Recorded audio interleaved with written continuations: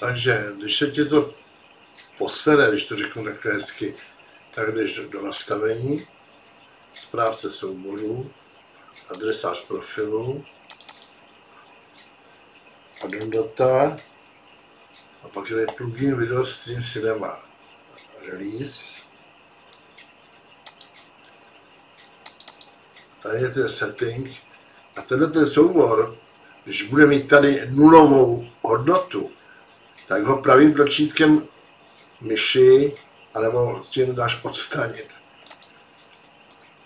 Znova vypneš kody, zapneš kody a on se tam doplní.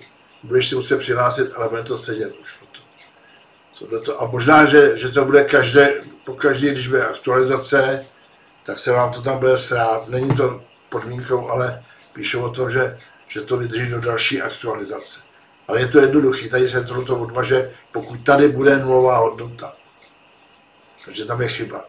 Takže se to smaže, vypne se kody, zapne se kody, přihlásíš se normálně do cinema a on se to tady dosadí a už to funguje.